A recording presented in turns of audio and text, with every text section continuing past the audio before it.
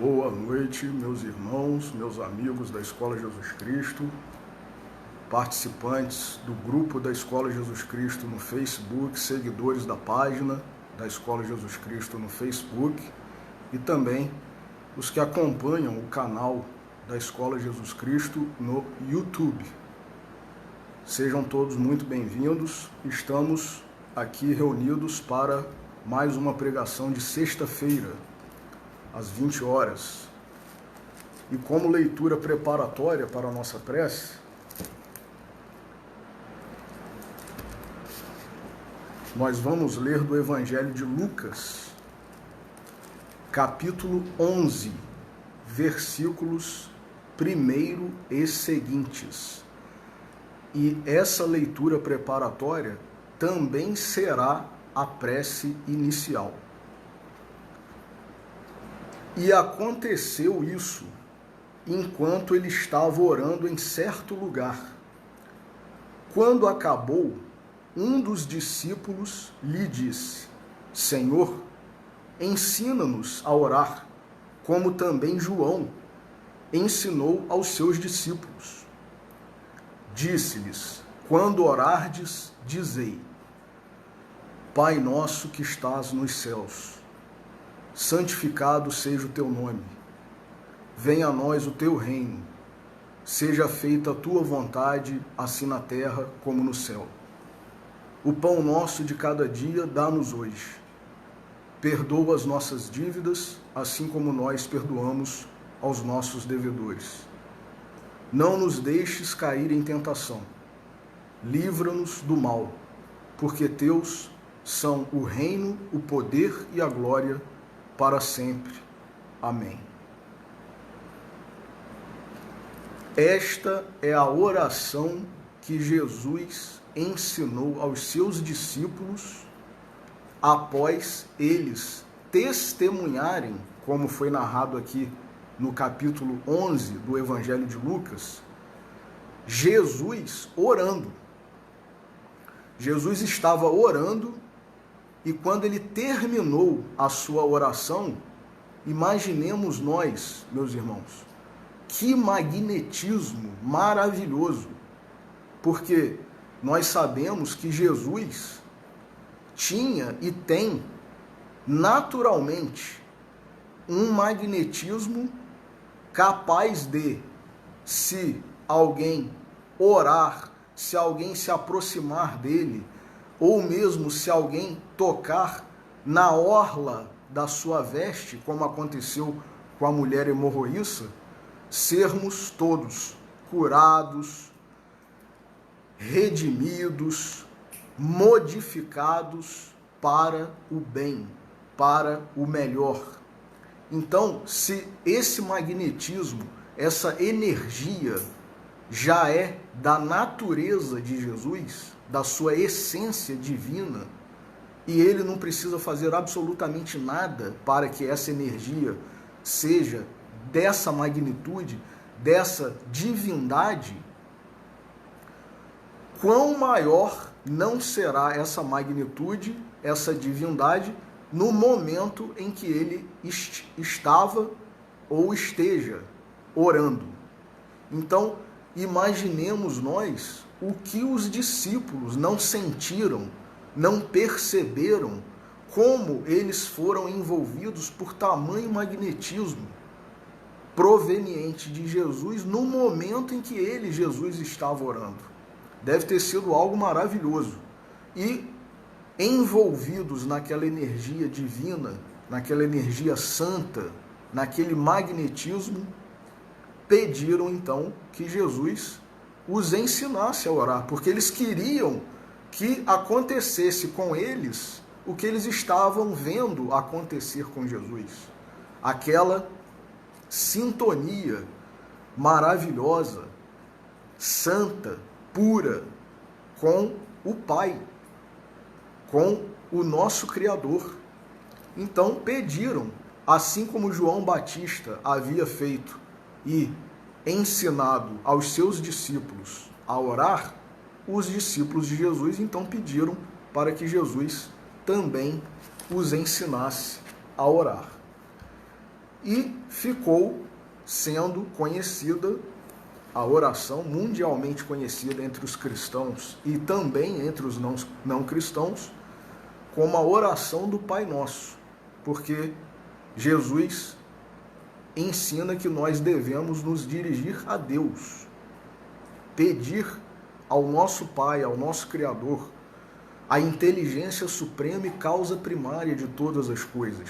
É a Ele, principalmente, que nós devemos endereçar as nossas preces. Mas não está errado, meus irmãos, que nós enderecemos, por exemplo, a Jesus, que é o representante desse Criador, dessa divindade, desse Pai celestial de todos nós, que, embora esteja muito distante espiritualmente do nosso nível espiritual, faz-se mais próximo de nós porque esteve aqui entre nós.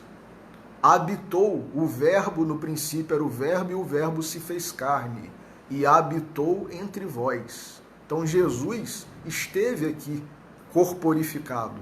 Então fica mais fácil para nós imaginarmos a sua figura, visualizarmos uma imagem que nós conhecemos, que algum artista tenha pintado, tenha retratado, ou um pintor, ou mesmo um ator que tenha representado Jesus, o papel de Jesus em algum filme.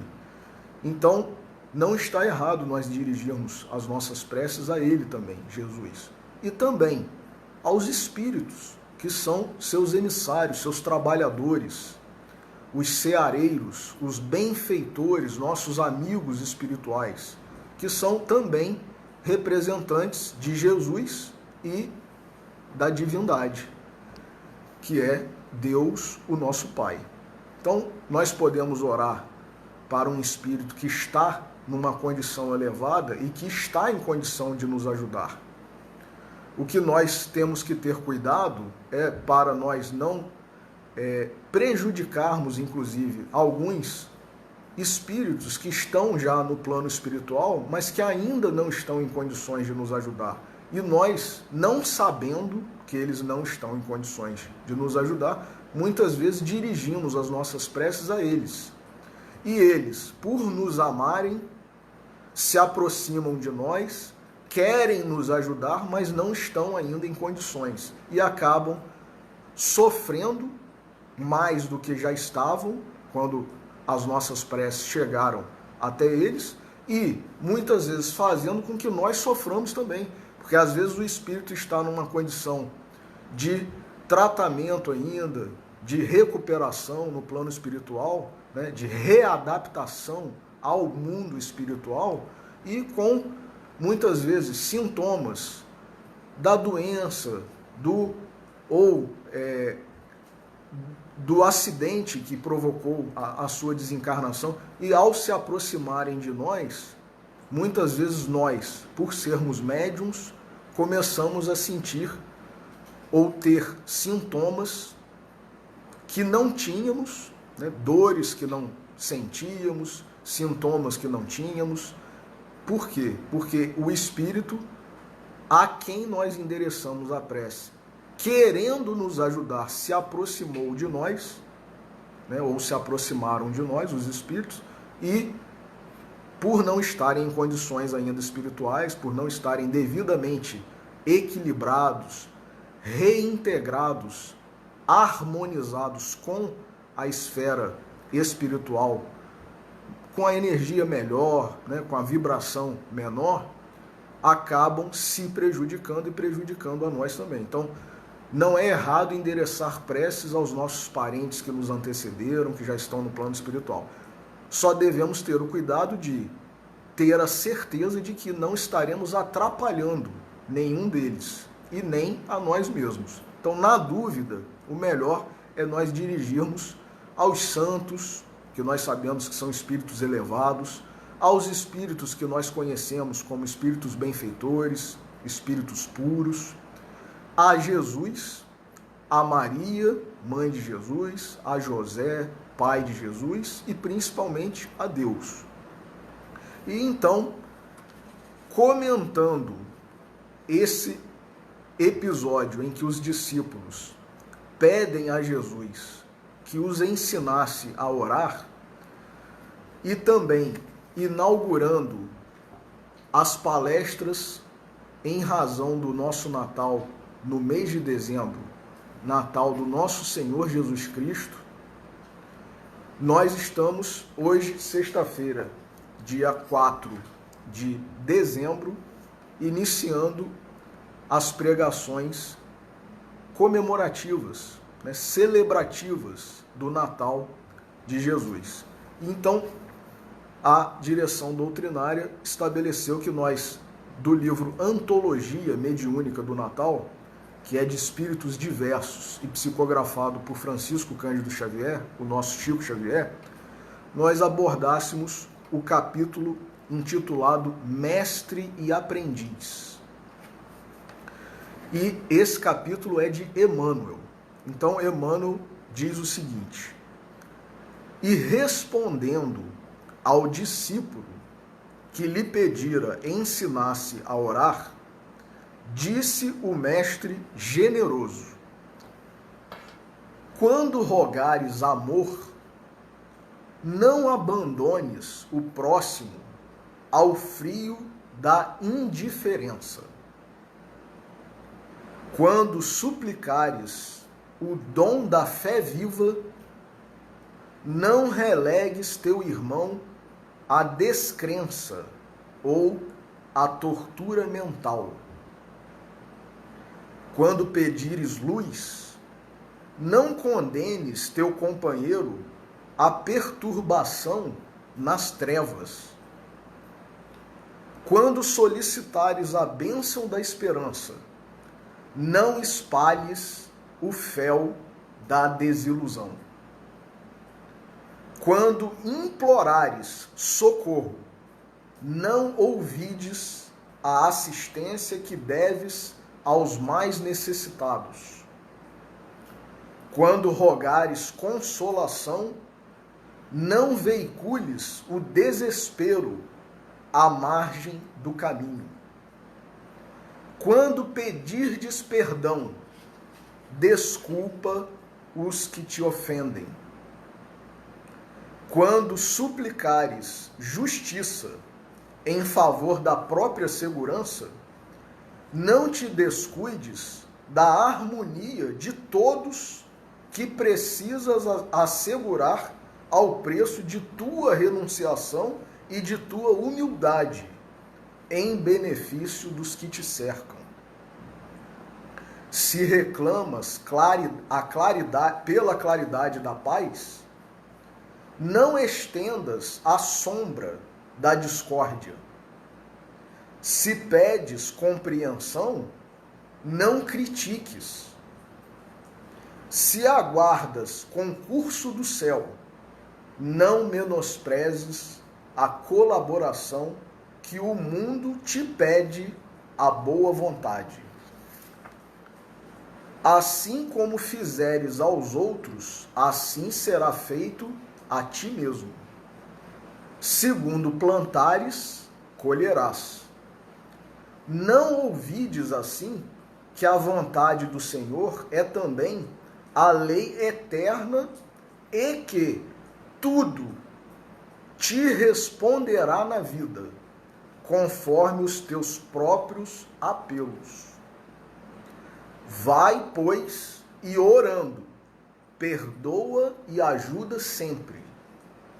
Foi então que o aprendiz, reconhecendo que não basta simplesmente pedir para receber a felicidade, passou a construí-la pelo serviço à felicidade dos outros, compreendendo, por fim, que somente pelo trabalho incessante no bem poderia orar em perfeita comunhão com a bondade de Deus.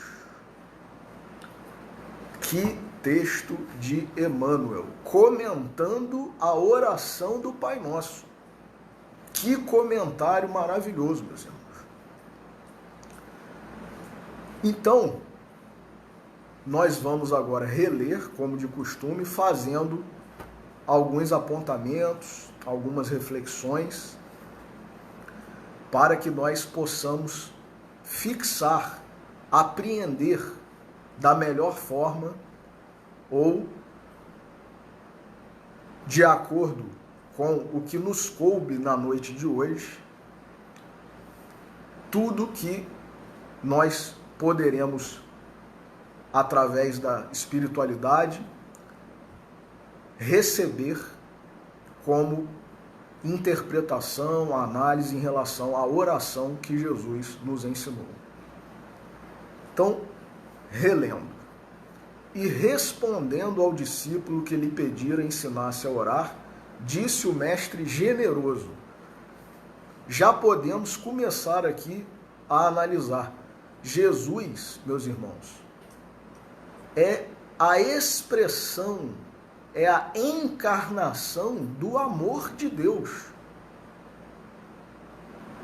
É a materialização do amor de Deus. Veio ao mundo, esteve num corpo de carne, para estar presente, estar mais próximo de nós, fazer-se mais perceptível para nós, porque mesmo nós, os médiuns, que todos somos, como está no item 159 de O Livro dos Médiuns, todos nós, sendo médiuns, muitos de nós temos dúvidas, temos incertezas, como diz o professor Clóvis, cremos e não cremos, cremos e não cremos, amamos e não amamos. Então, em alguns momentos nós acreditamos, em outros não, e é tanto que muitas vezes nós recebemos a inspiração, o esclarecimento, temos encontros espirituais com amigos, com benfeitores, com espíritos familiares e simpáticos que já estão em condição de nos ajudar. E não acreditamos. Ouvimos uma voz, sonhamos, vemos e não acreditamos. Então Jesus, para que nenhum de nós tivéssemos mais dúvida, se fez presente em corpo de carne. Porque ninguém que viu Jesus em corpo de carne pode dizer que eu não sei se era verdade, se não era, embora até hoje alguns duvidem. Alguns acreditem que ele não veio ou ele não é o Messias, não é o Cristo que estava previsto nas profecias. Enfim, isso é a nossa individualidade, é o nosso livre-arbítrio. Mas Jesus não se incomoda com isso, não fica aborrecido, e ele, justamente em razão desse primeiro parágrafo que termina dizendo, e disse o mestre generoso, Jesus não impõe, não obriga, Jesus convida, Jesus exorta, Jesus chama, Jesus ensina. Nós, como aprendizes, como alunos, como discípulos, como conviventes, nós temos o nosso livre-arbítrio. Queremos aproveitar a oração que o mestre nos ensinou? O professor, quando leciona na sua sala de aula, há alunos que aproveitam a lição e outros que não aproveitam. O professor obriga o aluno, se ele não quiser prestar atenção, se ele não quiser se dedicar? Não, isso é uma opção do aluno. O que acontecerá, contudo? Desse resultado, o aluno não pode correr, não pode fugir. Ele não terá bom desempenho, ele não terá êxito na prova. Provavelmente será reprovado, perderá o seu ano letivo. Passou um ano inteiro estudando, ou ouvindo, ou apenas de corpo presente na sala de aula, mas não assimilou, não adquiriu, não aproveitou aquele ensinamento, aquela lição. E o que vai acontecer? Se permanecer desse jeito, hoje não sei mais, mas antigamente pelo menos, né, o que os pais faziam com os filhos malandros que não queriam estudar? Meu filho, você vai trabalhar então, se você não quer estudar, né? Muitos de nós conhecemos ou temos, né, parentes, tios, avós, pai ou mãe, ou mesmo irmãos, que não gostavam, não quiseram estudar, e naquela época o pai e a mãe conversavam então com seus filhos, diziam, ó, vocês não querem estudar? Então vocês vão trabalhar. Então, não quer aproveitar a bênção, terá o resultado, terá a consequência disso. E o espírito bom, benfeitor, o professor, aquele professor que é professor de verdade, com P maiúsculo, professor que se importa com os seus alunos, que é amigo dos seus alunos, é aquele professor que é querido pelos seus alunos, ele não pode, infelizmente, fazer a prova para o seu aluno. Mas ele fica triste. Ele fica triste porque o aluno não aproveitou. E quantos professores não ficam muito felizes, jubilosos, rejubilados com o sucesso daquele aluno seu, que muitas vezes volta para agradecer. Professor, você foi um dos que me fizeram chegar até aqui. Então, que maravilha quando nós aproveitamos. É o professor que fez a prova, que passou no concurso, quando nós obtivermos êxito em alguma aprovação, algum teste, na hora de darmos o nosso testemunho? Não, somos nós. É a nossa individualidade. A cada um será dado segundo as suas obras. Mas os espíritos que nos ajudam, o professor que nos ajudou, muitas vezes o inspetor, o professor auxiliar, os espíritos bons, os espíritos familiares, os benfeitores, nossos anjos guardiães, o próprio Mestre Jesus e o nosso Pai. Como disse Jesus, há mais alegria no céu por um pecador que se arrepende. Quando nós nos arrependemos, nós aprendemos a lição, meus irmãos. Então, há mais alegria no céu por um pecador que se arrepende do que por 99 justos que não necessitam de arrependimento. Na hora que nós aproveitamos a lição, o céu fica em festa. Que maravilha! Que maravilha! Mais um. Mais um. Mas cabe a nós querermos aproveitar a lição ou não. Então, Jesus não impõe, não obriga.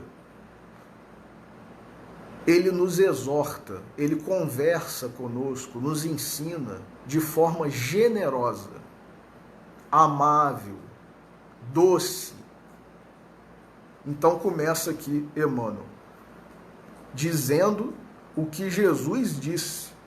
Esse capítulo especificamente, meus irmãos, me fez lembrar dos contos, das crônicas de Humberto de Campos, principalmente no livro Boa Nova, né, que relata os bastidores do Evangelho. Esse comentário de Emmanuel sobre essa passagem em que Jesus ensina a oração do Pai Nosso, traz para nós o que não está no Novo Testamento, mas que, por certo, foi o que Jesus disse e quis dizer quando ensinou a oração do Pai Nosso. Então, Emmanuel diz aqui, relendo e agora analisando: quando rogares amor, não abandones o próximo ao frio da indiferença. Quer dizer, nós queremos ser amados, mas como nós podemos ser amados se há vários irmãos nossos, muitas vezes em situação de penúria, ao frio, ao desalento, com fome, doentes, encarcerados, precisando também do nosso auxílio. Então, esse amor que Jesus veio a nos ensinar é o amor não egoísta, é o amor não egocêntrico. Eu quero ser amado, eu não me importo com os outros. Jesus mesmo disse, eu vim para todos. Eu vim para todos. Vim para os doentes. E quem são os doentes? Todos nós. Todos nós, indistintamente. Então nós não podemos ser sectaristas, separatistas, nós e eles, nada disso, meus irmãos. Todos nós estamos no planeta que é a nossa casa, o nosso habitat, a nossa morada, e tem vários cômodos nessa casa. Tem vários habitantes nessa casa, mas é a nossa casa, é a casa de uma só família, que é a família humana, é a família terrena. Então nós não podemos amar uns e odiar outros. Jesus disse, não se pode servir a dois senhores. Então, se nós queremos que sejamos nós amados, e se nós queremos amar alguns, nós temos que nos esforçar, como está também no Novo Testamento, são palavras de Jesus. Ouviste o que foi dito, amai o vosso próximo e odiai o vosso inimigo. Eu, porém, vos digo, amai o vosso inimigo. E o que é o amai o vosso inimigo? Tem um capítulo maravilhoso no Evangelho segundo o Espiritismo falando sobre isso. É ter a mesma ternura, a mesma confiança, a mesma simpatia que nós temos por aqueles que nos são mais próximos, que comungam com os nossos pensamentos, com os nossos gostos. Não, não é. É antinatural isso. Nesse nível espiritual em que nós estamos, nós não podemos amar um inimigo da mesma forma que nós amamos um amigo, um irmão, um pai, uma mãe, um filho, o marido, a mulher. É impossível para nós nessa condição espiritual. Mas o que é amar o inimigo? Segundo Kardec nos ensina no Evangelho segundo o Espiritismo. É não retribuir o mal com o mal. É não desejar mal àquele que nos faz mal. É desejar o bem. Porque muitas vezes nós oramos, e Jesus disse também, inclusive, quando tiverdes alguma coisa contra um irmão teu, antes de entrardes no templo e orar, para orar, vai e reconcilia-te com o teu inimigo. E só então volte e faça a tua oração. Então, isso é amar o nosso inimigo.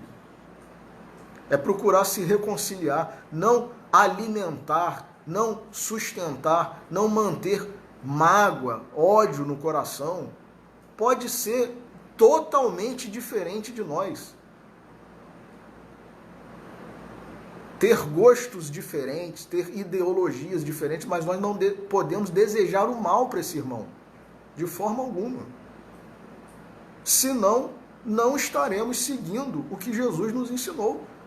Então, quando rogares amor, não abandones o próximo ao frio da indiferença.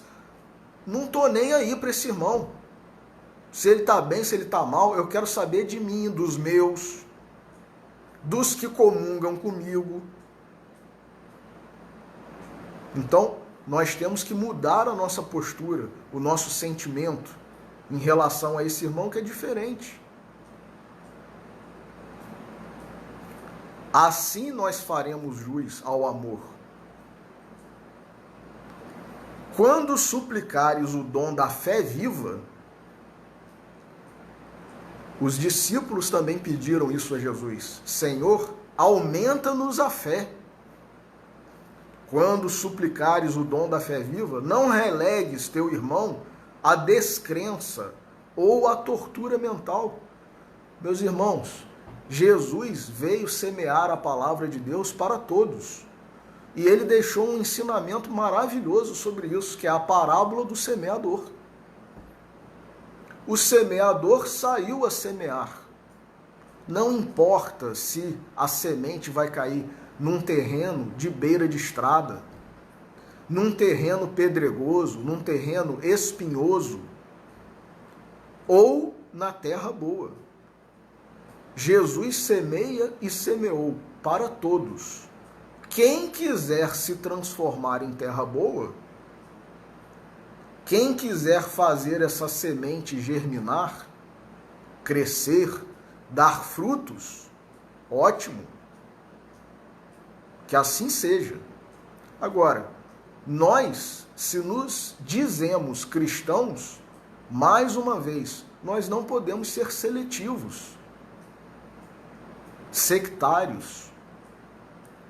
Ainda que aquele irmão nosso não acredite, não creia, seja um ateu, seja um materialista, em algum momento da sua vida, ele se voltará para as coisas espirituais. Pode não ser nessa encarnação. Pode ser no plano espiritual, pode ser na próxima encarnação. Quantos de nós que participamos de reuniões mediúnicas não presenciamos espíritos que eram ateus, ateístas, materialistas, e no plano espiritual, vislumbrando a verdade, começam a buscar explicações. Para mim, não era nada disso. Não era assim. Eu não imaginava que seria assim. E pedem explicações. Então, algum irmão nosso, mesmo que seja materialista, ateísta, que não seja cristão, num momento de dor, de sofrimento, cabe-nos compartilhar com ele da alegria do Evangelho de Jesus, da boa nova, esclarecer. Ele pode até não aceitar no momento, mas aquilo vai ficar guardado no seu subconsciente. Em algum momento aquilo vai ser acessado, voluntária ou involuntariamente, e vai produzir frutos. Então, se nós temos a crença, se nós temos a fé, se nós rogamos e suplicamos o dom da fé viva, não releguemos nossos irmãos à descrença ou à tortura mental, porque o materialismo muitas vezes faz com que, diante de determinadas situações, olha o que tem acontecido durante essa pandemia, meus irmãos. A quantidade de suicídios que já vinha crescendo nos últimos tempos, e agora mais do que nunca.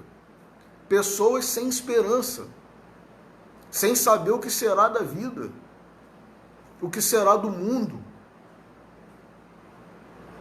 E, para não terem que, na sua concepção, passar pelo pior, optam por se suicidar, por tirar a própria vida. Então, cabe-nos como cristãos, como espíritas, como seres humanos, abrandar o desespero de um irmão nosso que esteja em sofrimento, esclarecer na medida do possível, ofertar um livro, uma mensagem. No momento certo, aquilo terá efeito na vida desse irmão nosso. Então, se nós suplicamos o dom da fé viva, não releguemos nosso irmão à descrença ou à tortura mental, porque inclusive isso muitas vezes vira uma obsessão. Pode ser uma auto-obsessão, pode ser uma auto-obsessão que vira simultaneamente uma obsessão também de espíritos que querem nos prejudicar. É o tal do monoideísmo. Então nós temos que ajudar um irmão que esteja nessa condição, mesmo que momentaneamente ele não aceite, ele não concorde, sem impor, sem querer que ele aceite. Meu irmão, eu tenho aprendido na doutrina, no cristianismo, né, que existe uma divindade que está dirigindo tudo, coordenando. Jesus é o governador do nosso planeta. Mostre o livro para um irmão que está numa situação dessa. É o A Caminho da Luz, é o próprio Novo Testamento, a Bíblia, é um Evangelho segundo o Espiritismo. Num dado momento, esse irmão passará a refletir sobre aquilo e poderá aceitar, seja nessa encarnação ainda, seja no plano espiritual, seja na próxima. O que nós não podemos é deixar que ele fique nessa desesperança, nessa tortura mental. E continua Emmanuel: quando pedires luz, não condenes teu companheiro a perturbação nas trevas. Nós estamos vendo que o nosso irmão está caminhando por caminhos trevosos. Disse Jesus: brilhe a vossa luz. Ainda que a nossa luz seja minúscula, seja só uma penumbra, e não uma luz propriamente dita, mas já é algo além da escuridão total, nós temos que ajudar os nossos irmãos que estão em condições piores do que as nossas. Isso é fraternidade, isso é empatia, isso é solidariedade, isso é caridade. Então, quando pedirdes luz, não condenes teu companheiro a perturbação nas trevas. Quando solicitares a bênção da esperança, olha aí, meus irmãos, não espalhes o fel da desilusão. Muitas vezes nós, além de não socorrermos, não levarmos uma palavra de esperança, de consolação para um irmão nosso que está sofrendo, nós ainda vaticinamos, profetizamos coisas horríveis. É aquela visita que vai visitar o doente no hospital e fala assim: esse aí não passa de 2 meses. Nossa, você está nesse estado? Então, quer dizer, em vez da gente levar uma palavra de consolação, de esperança, de ânimo, a gente agrava a situação daquele a quem nós estamos realizando a visita. Então, sejamos mensageiros do bem e não mensageiros da treva, da desilusão. Como diz Emmanuel aqui, não espalhes o fel da desilusão. Quando implorares socorro, não ouvides a assistência que deves aos mais necessitados. Nós estamos necessitados, sim, sempre, mas sempre tem algum irmão mais necessitado do que nós. O melhor exemplo que nós temos disso é um episódio em que Chico Xavier estava com muitas dores, abatido, e num dado dia não quis se levantar da sua cama para realizar as suas tarefas, os seus trabalhos, as suas atividades. E Emmanuel prontamente o advertiu dizendo: Chico, que isso? Levanta, vamos para a periferia. E Chico: eu estou muito... Lá tem irmãos em muito piores condições do que a sua. E diz Chico que ele foi e voltou refeito. Quer dizer, é aquele ditado popular: um amigo meu me pediu ajuda para aliviar a sua dor. Coloquei a minha no bolso e fui. Estamos com dor? Sim, muitas vezes. Só que se o irmão nosso pedir a nossa ajuda, se houver a ocasião de nós ajudarmos um irmão nosso, um irmão, uma irmã, guardemos a nossa dor no nosso bolso e vamos ajudar esse irmão. Por certo, a nossa dor também será tratada. A nossa dor também será tratada. Quantos de nós, na sala de passe, muitas vezes achamos que não estamos em condição de dar passe. Hoje eu não estou muito bem. E o dirigente, o diretor, diga, fulano, às vezes é exatamente no dia que falta alguém do grupo de passistas. E aí, inexplicavelmente, que nós sabemos que não é inexplicavelmente, porque não existe acaso, o diretor, o presidente, o dirigente da casa fala, fulano, você pode ajudar hoje no passe? E nós achando que nós não estamos em condição, estamos com isso, estamos com aquilo, estamos cansados, enfim. E quando nós colaboramos com o passe, nós somos os maiores e os primeiros beneficiados, porque a energia passa por nós. A energia boa que vai muitas vezes até curar aquele irmão que está sentado na cadeira ou na maca, no leito ali para receber o passe, vai passar por nós. Então, muitas vezes a gente entra mal, aceita a oportunidade, aproveita a oportunidade, a tarefa e sai muito melhor do que quando entramos. Então, meus irmãos, nós temos que refletir sobre isso. Quando rogares, implorares socorro, nós estamos pedindo socorro, mas vamos socorrer o nosso irmão. Nós estamos querendo um passe, mas vamos dar um passe se surgir a oportunidade, se alguém precisar alguma casa na hora que nós estivermos lá, não fujamos, não sejamos egoístas, fugindo do serviço da caridade, do bem ao próximo. Colaboremos com o trabalho do nosso Mestre Jesus. Quando rogares consolação, não veicules o desespero à margem do caminho. Nós estamos desesperados, nós queremos ser consolados, consolemos os nossos irmãos.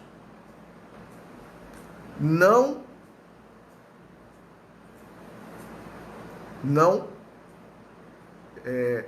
veicules o desespero.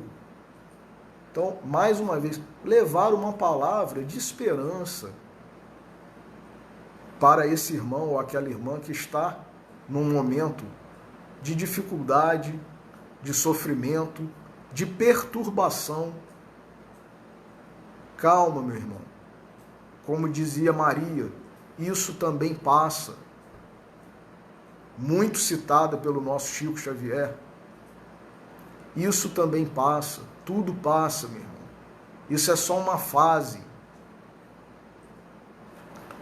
Então, continua Emmanuel. Quando pedirdes perdão, desculpa os que te ofendem. Perdoa as nossas dívidas, assim como nós perdoamos os nossos devedores. Será que nós perdoamos os nossos devedores?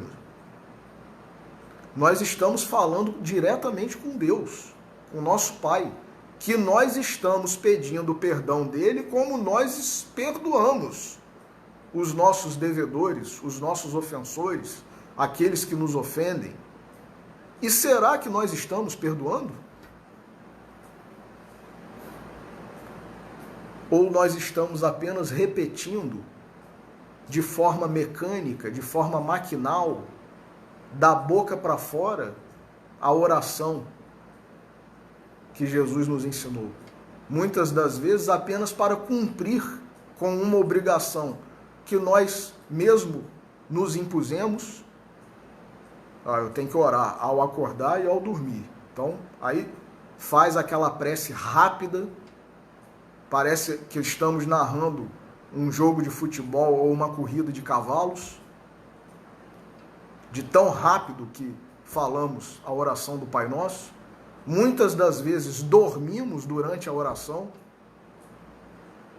não nos dedicamos integralmente àquele momento e achamos que estamos quites com aquela obrigação que nós nos impusemos ou que a nossa religião, a nossa igreja, eu tenho que ir lá orar no dia tal. E não, será que isso vale? E existe um capítulo, na verdade existem 2 capítulos no Evangelho segundo o Espiritismo que falam sobre oração. Eu vou recomendar, inclusive, aos irmãos que leiam. É o capítulo 25, intitulado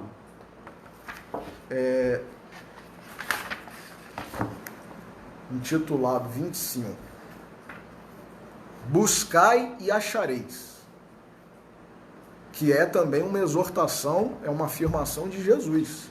Buscai e achareis, pedi e abrir-se-vos-á, batei,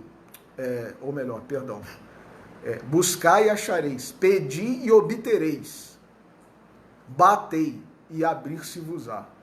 E Kardec resumiu essas 3 orações, esses 3 períodos, na seguinte oração: ajuda-te que o céu te ajudará.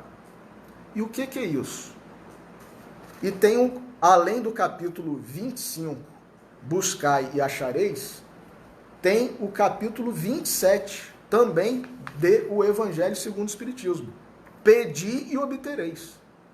Todos os 2 capítulos falam sobre a oração, eficácia da prece, qualidade da prece,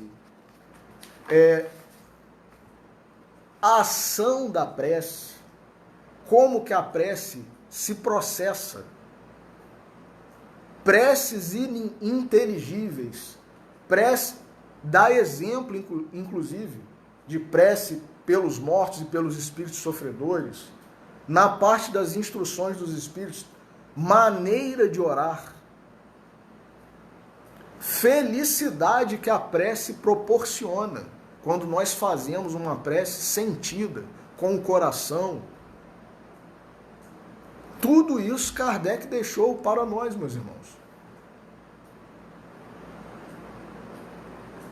E ainda por cima, o último capítulo do livro Evangelho segundo o Espiritismo, que é o capítulo 28, é uma coletânea de preces espíritas. Então, nós não temos desculpas para dizer, eu não sei orar, ou temos que abandonar o nosso orgulho, porque muitos de nós não oramos porque somos orgulhosos. Eu vou ter que pedir, e dizemos muitas vezes, Deus sabe de todas as coisas, Ele é onisciente, então eu não preciso pedir nada. Só que Jesus nos ensinou a orar, e isso está nesses 2 capítulos do Evangelho segundo o Espiritismo, no capítulo 25 e no capítulo 27, Jesus nos ensinou a orar porque nós precisamos exercitar a nossa humildade diante da potestade divina, diante do poder de Deus. Nós temos que ser humildes. Então, Jesus falou, sabeis que antes de vós lhe pedirdes, Deus sabe do que necessitais. Jesus disse, antes de lhe pedirdes, Deus sabe do que necessitais. Então, muitos de nós poderíamos dizer, eu não preciso pedir nada, Deus já sabe. Agora, é um exercício de humildade pedir. E Jesus diz, pedi e obtereis. Então nós temos que fazer a nossa parte.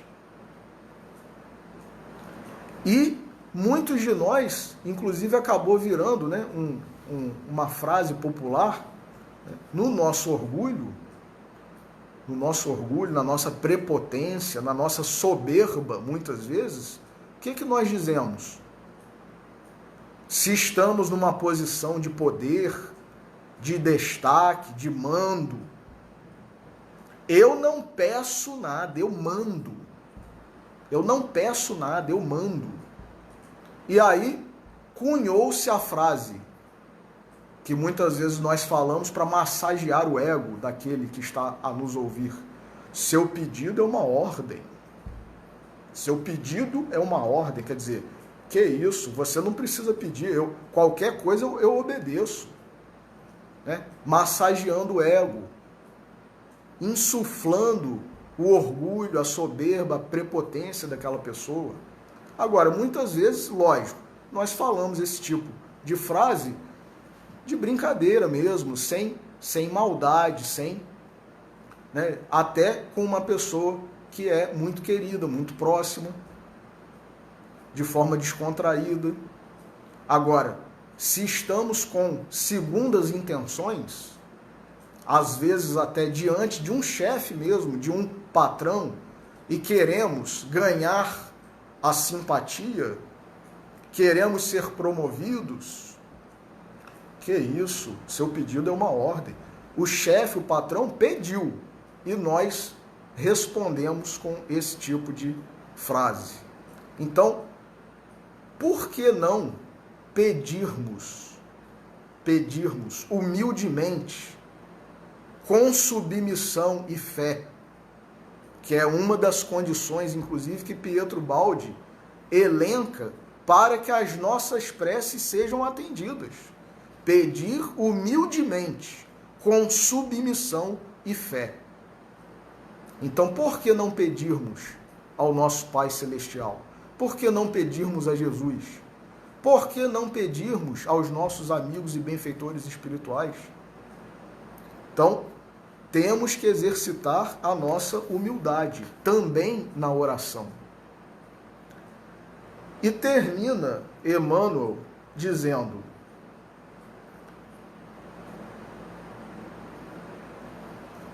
quando suplicares justiça em favor da própria segurança, não te descuides da harmonia de todos, que precisas assegurar ao preço de tua renunciação e de tua humildade. Olha aí, meus irmãos.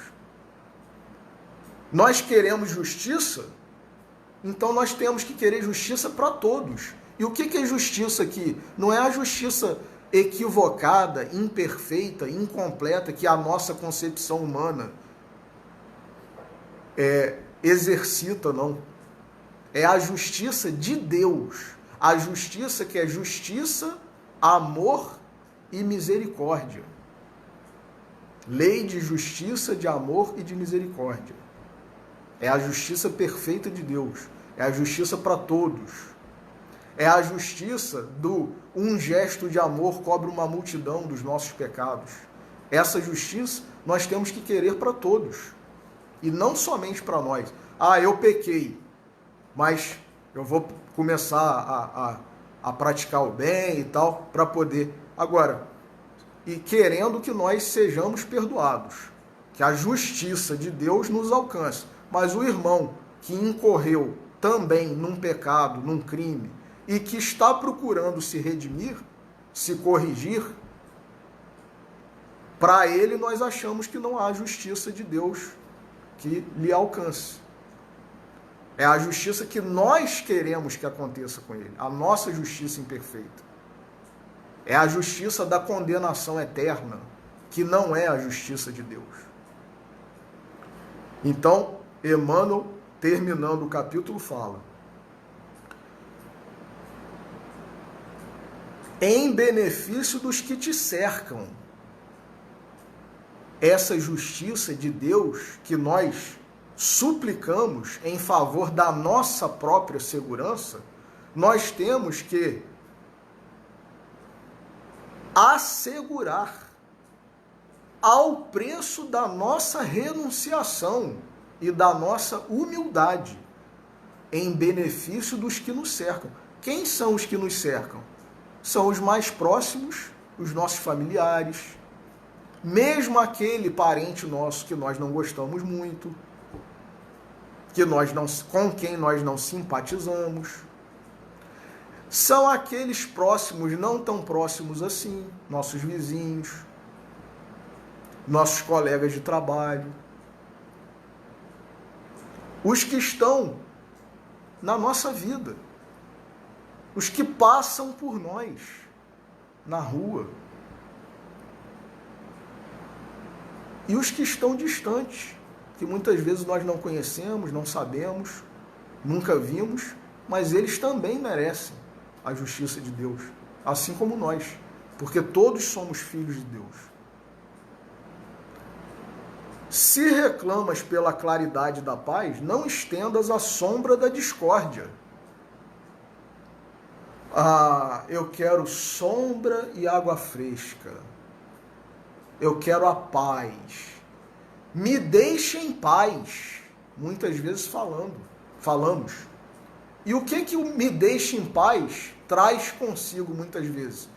Me deixe aqui no meu canto e você que vá para o seu. Eu não quero nem saber de você. Eu quero distância. Não quero ver você nem pintado de ouro. Me deixe em paz? Como assim, meus irmãos? Como que nós podemos ter paz enquanto algum ou alguns irmãos estão vivenciando uma guerra? Ou enquanto nós estamos guerreando com alguém?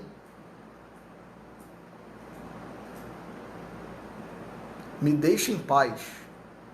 Jesus, no entanto, disse: a minha paz vos dou. Não vou-la dou como o mundo a dá. Nós queremos a paz? É a paz do Cristo. É a paz universal. É a paz de todos e para todos. Não é a nossa paz e o inferno, a guerra, a destruição para o outro. Não. É a paz dos justos e dos injustos. Para os justos e para os injustos. É o sol que nasce para os bons e para os maus. Essa é a paz de Jesus. Se reclamas pela claridade da paz, não estendas a sombra da discórdia. É convergência, mesmo com as diferenças. Unamo-nos para o bem geral. Não é o bem do meu grupo, não é o meu bem. É o bem de todos. É o bem de todos. Se pedes compreensão, não critiques. Puxa vida, fulano não me entende. E o que nós fazemos muitas vezes? Não entendemos o outro. Quando nós erramos, nós queremos que nós sejamos compreendidos. Que nossa explicação seja aceita. Mas quando alguém erra, nós não aceitamos a explicação desse irmão. Nós não compreendemos. Então, se pedes compreensão, não critiques. Se aguardas concurso do céu, não menosprezes a colaboração que o mundo te pede à boa vontade.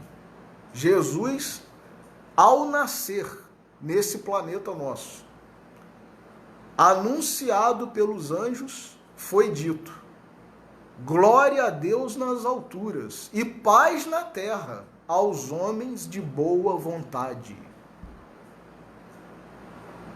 Ou, em outras traduções, paz na terra e boa vontade para com os homens. Como que nós queremos ou podemos ter paz se não temos boa vontade? A colaboração que o mundo te pede a boa vontade. Assim como fizeres aos outros, assim será feito a ti mesmo. A cada um segundo as suas obras. Segundo plantares, colherás. Não ouvides assim que a vontade do Senhor é também a lei eterna, e que tudo te responderá na vida, conforme os teus próprios apelos.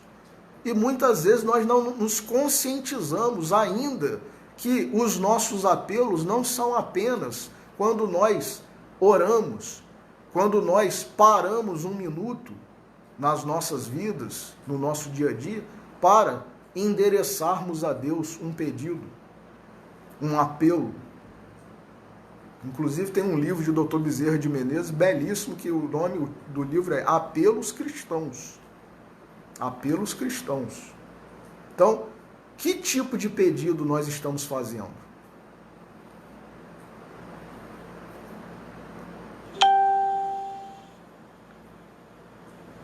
tudo te responderá na vida, conforme os teus próprios apelos. E nós não nos conscientizamos que os nossos apelos não são apenas as palavras dirigidas a Deus, a Jesus, à espiritualidade.